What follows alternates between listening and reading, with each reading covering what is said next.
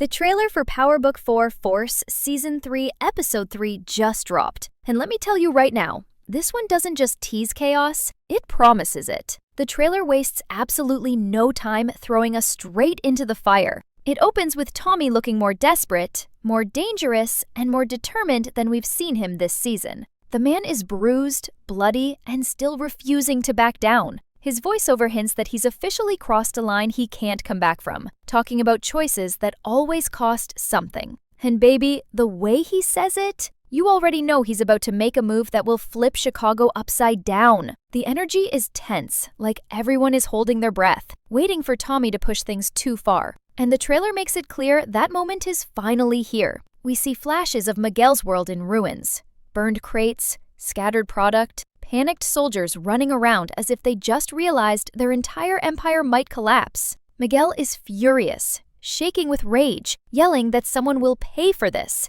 And we all know exactly who he means. Tommy didn't just poke the bear, he stabbed it, set it on fire, and kicked it down a hill. The trailer shows Miguel slamming his fist on a table and Ortega standing behind him like a wolf finally getting permission to attack. The tension between Miguel and Ortega has been building all season, and now they look united with one goal, Tommy's head, literally. But the trailer doesn't stop there. It cuts to Diamond looking stressed in a way we rarely see. His eyes are darting, his jaw clenched, and something about his energy says he knows things are spiraling way beyond his control. Jannard is right beside him, whispering fast, talking about handling loose ends. And even though the trailer doesn't say names, we all know he's talking about D-Mac. The betrayal hanging in the air is heavy. Diamond looks torn, like a man who doesn't want to cross a line, but feels like he might have to. The trailer hints at their plan forming in the shadows, and it's clear D-Mac is in serious danger whether he knows it or not.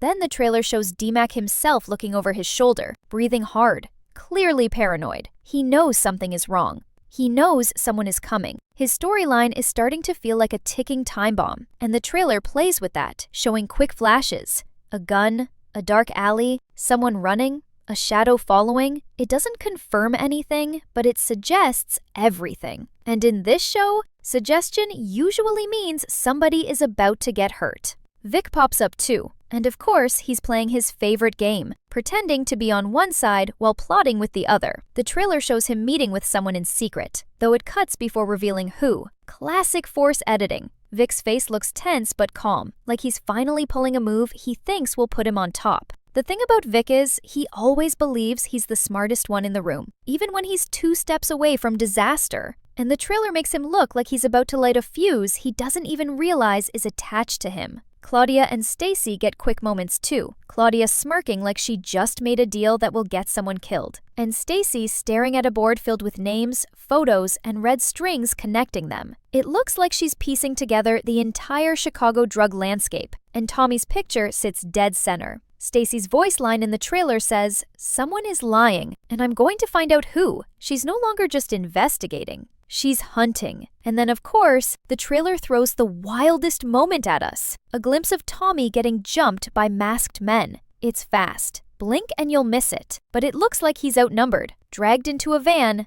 and knocked out cold. The screen cuts to black right after, making it the most shocking part of the entire teaser. The kidnapping theory that's been floating around the fandom might not be a theory anymore. The trailer is practically screaming that something massive is about to happen to Tommy. And for the first time in a long time, he looks like he might lose control. The pacing of the trailer is pure chaos. Quick cuts, flashing sirens, gunshots, shouting, people running. It feels like Chicago is cracking open, like every alliance is shattering, like every storyline is crashing into the next at full speed. Episode 3 isn't going to calm anything down. It's going to ignite everything that's been building and push every character into choices that could change their entire path this season. Tommy's voice closes the trailer with one chilling line. If they want war, then war is what they'll get. And the second he says it, the screen cuts to black. No music, no sound, just darkness.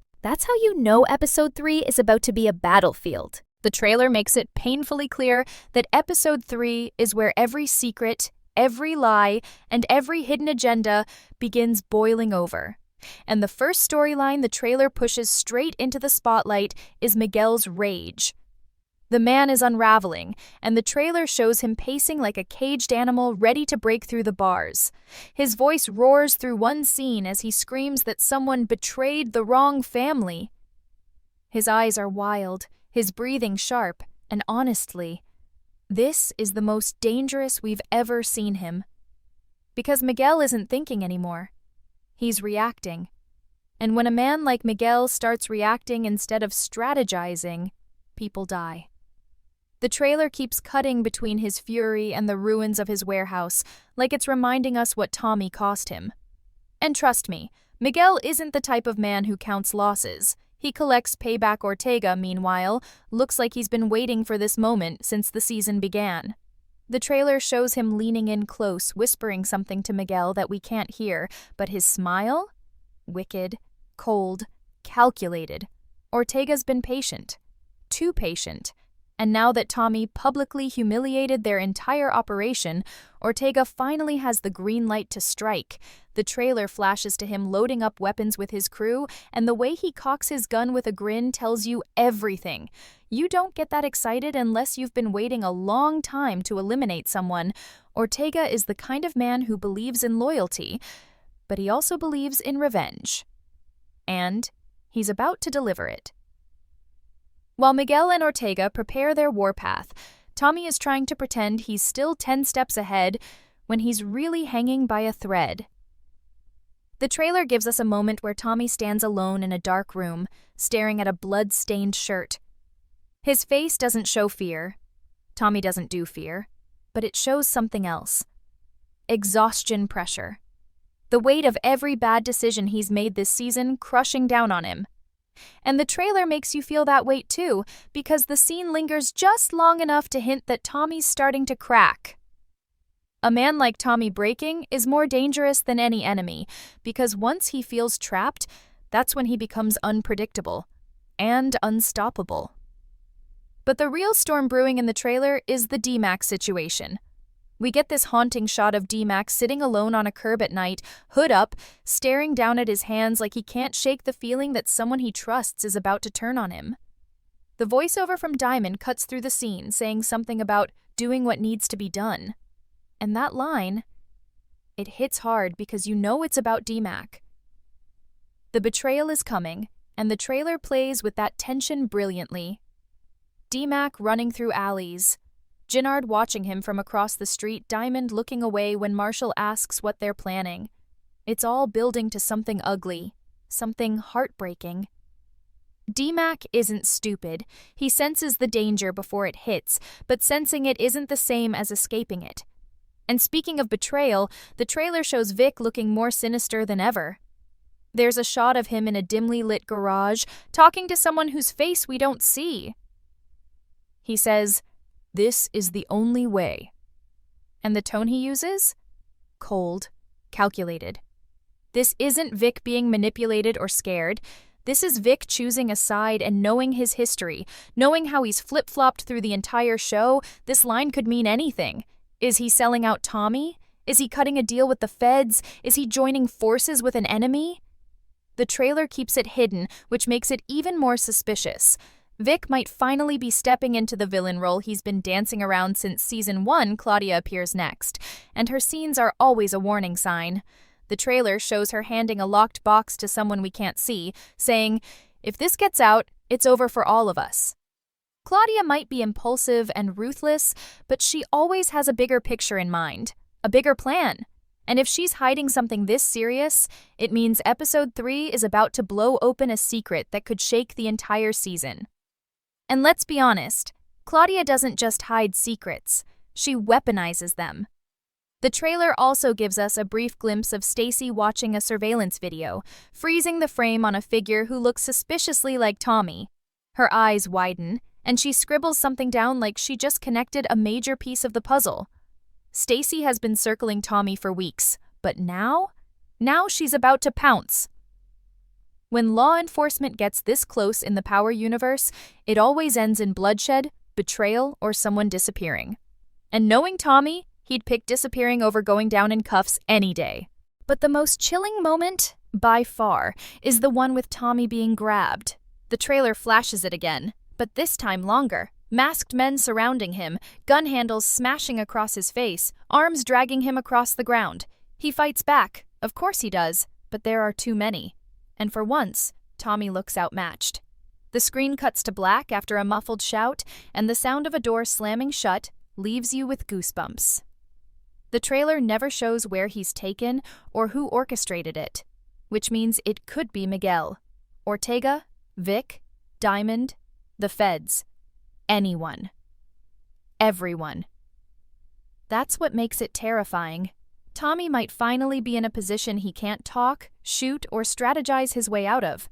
And if Tommy is off the board, even temporarily, every other character's storyline will spiral into chaos. Allegiances break. Deals collapse. Tempers explode. And episode 3 looks like it's going to be the moment where Chicago tips off the edge and free-falls into a full-blown war. The trailer shifts gears hard in the next sequence, and this is where the tension stops being loud and explosive and turns into something quieter, darker, and way more unsettling. It starts with Diamond sitting alone in his barbershop late at night, the same place that used to feel safe, grounded, controlled. But now, the energy is completely different. The lights are low, the music is gone, and Diamond looks like a man wrestling with a decision that's ripping him apart from the inside. His phone buzzes on the counter, and he stares at it without answering, like he already knows whoever's calling is about to push him into a choice he doesn't want to make. Diamond has always walked the line between loyalty and leadership, but episode 3 looks like the episode where he's forced to choose one and sacrifice the other. And the trailer keeps cutting back to him throughout this sequence, as if reminding us that Diamond is becoming one of the most unpredictable pieces on the board. Then we jump to Gennard, and honestly, the trailer makes him look more dangerous than we've ever seen him. This isn't the reckless, jealous Gennard we're used to. This is someone who finally feels like he's in power, someone who enjoys the idea of pulling strings behind the scenes. The trailer shows him loading a gun slowly, deliberately, the way someone does when they've already made up their mind about what's about to happen. His voiceover says, "Family don't mean nothing when they become a problem," and that line is cold enough to freeze your spine. Because we all know he's talking about D-Mac Gennard has crossed lines before. But this is a whole different level. The trailer wants us to see him as a full antagonist now, someone who believes he's doing what's necessary, even if what's necessary is something unforgivable. The tension around D-Mac keeps rising, and the trailer gives us its most haunting moment with him yet. He's shown standing on a bridge at night, looking down at the water, breathing heavily like he's trying not to panic. There's nobody around him, but he feels watched. He feels hunted. He looks over his shoulder so many times it becomes painful to watch because you know he's right. Someone is coming for him. The trailer cuts from his terrified face to Gennard stepping out of a car with his gun tucked under his jacket, and even though we don't see them in the same frame, the message is clear. Someone is about to get betrayed. Someone is about to lose everything. And D-Mac might be running out of time. But while this betrayal storyline coils tighter, the trailer jumps back to Tommy, because even when he's not in the scene, his decisions are shaping every single storyline. We get a shot of him waking up somewhere dark, tied to a chair, blood dripping from his forehead. His expression is furious. Tommy never shows fear, but there's confusion too. He looks around like he's trying to figure out who would dare take him. The trailer keeps his captors hidden, showing only silhouettes circling him like vultures. And as Tommy struggles against the restraints, the screen glitches like a corrupted tape, showing flashes of fire, sirens, and gunmen, leaving us unsure what's real and what's part of the trailer's editing tricks. But one thing is certain. Tommy is in trouble in a way we've never seen before. He's vulnerable. He's cornered. And the people coming for him aren't amateurs. They're organized and ruthless. The trailer cuts again, this time to Miguel's men mobilizing. Trucks speeding out of the compound, guns handed out. Miguel giving a speech about ending this once and for all. It's clear he's planning something big, something violent, something that could reshape the entire season. Miguel isn't just reacting anymore, he's declaring war. and the trailer positions his rise in rage directly next to Tommy's downfall in captivity, making it look like Miguel might finally be the one to break him. But this show loves misdirection, and the trailer gives just enough hints to make you wonder if Miguel is actually the one behind Tommy's kidnapping, or if someone else used the chaos to their advantage. Then we get Vic again, and this time he's shown burning a document, slowly, like he's destroying evidence of something huge. His hands are shaking, his eyes darting around, the flames reflecting off his face in a way that makes him look guilty as hell. Vic says, "I didn't have a choice," but his expression says otherwise. This man is choosing every move he makes. He's choosing who to betray, who to align with, who to sacrifice. And the way the trailer frames him, Vic might be stepping into his most dangerous era yet. Not because he's bold, but because he's desperate. Desperate men are the ones who trigger the biggest explosions. Claudia pops up next in a dimly lit office, arguing with someone off-screen, yelling that, "Tommy's gone, and you need to worry about who's next." The moment is fast, but the fear in her voice feels real. Claudia is many things, but she's not scared easily. If she thinks someone else is in danger, you better believe something massive is moving behind the scenes, something the trailer refuses to reveal. And then the trailer gives us one final chilling sequence, Diamond alone again, but this time not in the barber shop. He's in his car, gripping the steering wheel so hard his knuckles turn white. He whispers, "God forgive me," before stepping out into the night. The camera doesn't show where he's going. It doesn't show who he's meeting. It doesn't show what he's about to do. But the weight in his voice tells you everything. Diamond is about to cross a line he can never come back from, and whether that line involves D-Mac, Tommy, or someone else entirely, we'll have to wait for episode 3 to find out. The trailer pushes the tension into overdrive in the next stretch, giving us rapid-fire moments that feel like the calm before a catastrophe. It starts with a chilling image of Chicago's skyline at night, quiet, almost peaceful. But that peace is a lie. Because the very next shot is Tommy's crew arguing in a dark warehouse, voices raised, hands pointing, panic spreading like wildfire. Marshall is shouting that Tommy's missing, and the room falls dead silent. That moment hits hard. Up until now, Tommy has always been the one pulling everyone else out of danger. Seeing his crew confused, scared, and leaderless sends a shockwave through the trailer. For the first time, the people who rely on Tommy don't know if he's alive, dead, or disappeared forever. And that uncertainty is the spark that threatens to burn everything they've built. The trailer then slams us into Diamond arriving at the warehouse mid-argument, and his reaction is complicated. He looks worried, genuinely worried, but also guilty. Like he knows someone might point fingers at him, and he's not prepared for those accusations. Marshall asks him straight up, "You know where he is?" And Diamond freezes. It's quick, but it's noticeable. The kind of moment you replay because Diamond's silence speaks louder than anything he could have said. The trailer wants us to question everyone. It wants us wondering who's lying, who's plotting, who's breaking under pressure. And right now, Diamond looks like a man holding way too many secrets. But while Diamond tries to hide his tension, the trailer cuts to Gennard in a separate location, standing in a stairwell, breathing heavy, covered in sweat like he just did something terrible or is about to. His hands shake as he texts someone, but the screen glitches before we can see the name. His voiceover says, "We can't turn back now," which makes everything worse.